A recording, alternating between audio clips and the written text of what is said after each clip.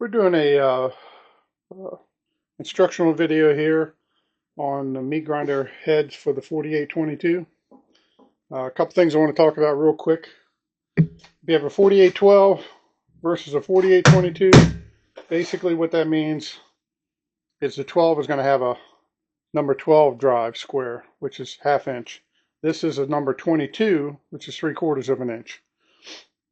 The rest of the hub will look the same. This is where you can get in trouble too if you're buying an aftermarket hub online. There's some real nice stainless hub assemblies out there, and they're saying number 22 stainless.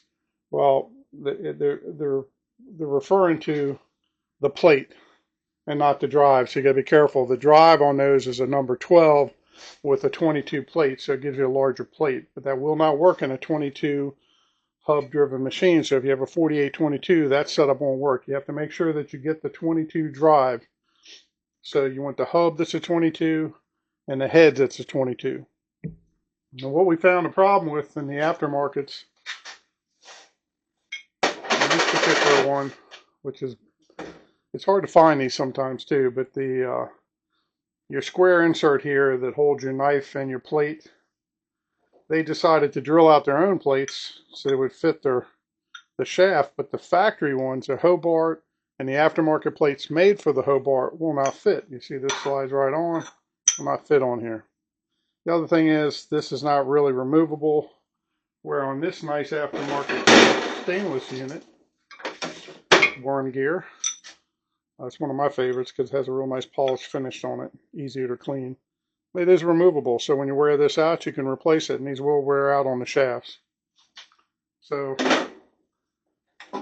what we also had to do, and we found another problem with these hubs, and unfortunately our customer found it, not us, because the earlier ones I bought were fine. Some of the more recent ones, when they're driving this pin in here to lock your plate, their plates have a larger U-tab versus a factory or the nicer German plates. So what happens is you get a smaller plate in here and you're trying to get it in. Here's a perfect example. This is actually a Hobart plate. It's even smaller, the little pin notch. You could always grind the notch bigger. Most customers don't have the carbide bits for that. So better just to modify the head and make sure it fits properly before it leaves. In our case, our mistake, we didn't do it for this customer. That's why I'm doing the video. Show them that we got it in. We made sure what was wrong. We took care of the fix and figured we'd shoot a video and also show the customers what to watch out for. So in this particular case now you can see that we can actually get the small one up in there, no problem. So, and another reason for buying the aftermarket hubs, and even if you buy the nicer worm gear, it's still like 5 to 6 times cheaper than buying the Hobart assembly. And sometimes these aren't even available. You can't get them as assembly. You have to buy the parts individually, and it gets kind of pricey. Yes, the machining is a little better in here, and the quality is a little better, but these are still cast overseas. So if you're true diehard Hobart, you can go ahead and put the Hobart hub on. If not, and you're looking at trying to save a little bit, you can do the aftermarket. This particular unit, we did make sure that your top is the same size hole that'll fit your tray. This will fit the Hobart tray on this particular model.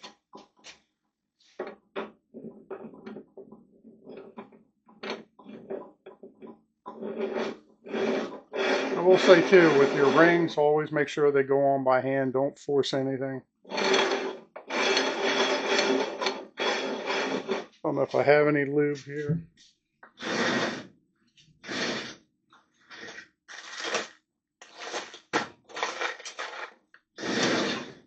Don't have any handy, but it's always recommended to put food grade lube on your pieces just to cut down on your wear, even on your threads. And you can see here, there's no problem with it. The aftermarket runs fine. It's not uncommon to get a little bit of noise in your hub. You can move or loosen or tighten your ring, but don't kill them. You just snug them. You make sure you don't have any play forward and back. What acts as your lube in these, for the most part, is your fat and your meat. So you don't want to run them dry too much. We simply do it for test runs. But that is the basic difference on these. showing you that you can't use the aftermarket hub on the Hobart. You really gotta treat the fit and finish, and sometimes for us dealers, we got to go in there and make sure everything fits exactly right and do a little modifying ourselves. And then we like to pass that on too. If we know the manufacturer these are coming from, we'll let them know, hey, you need to make a change here, or you need to improve on this a little bit. And they won't have so many returns back on these. But I hope this video is helpful.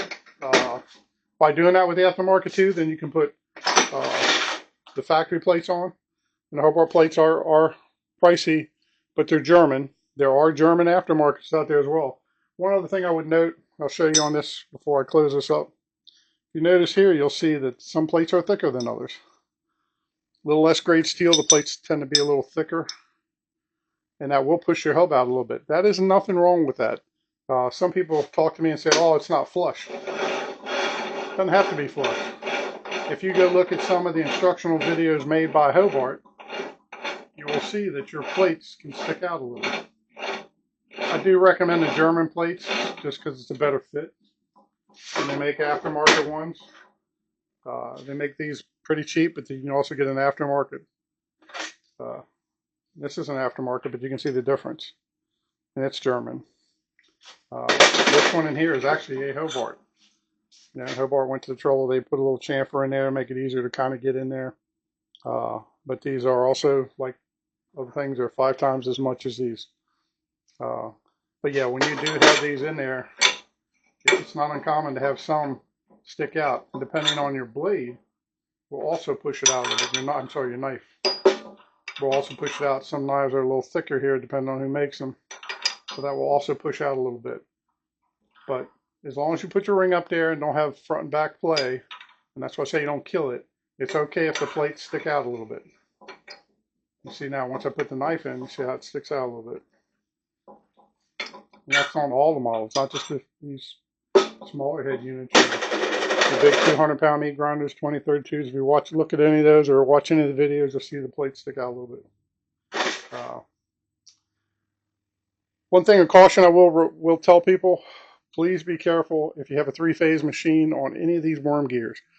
Do not put your pieces in until you get your rotation right. If you run this worm gear the wrong way, it can actually try to shove your worm right out through the front and shatter these. And when these shatters, they're razor sharp little pieces in here. They can take your eye out. So always on your 3-phase machine with meat grinders, make sure your rotation is right before you put your accessories in the front.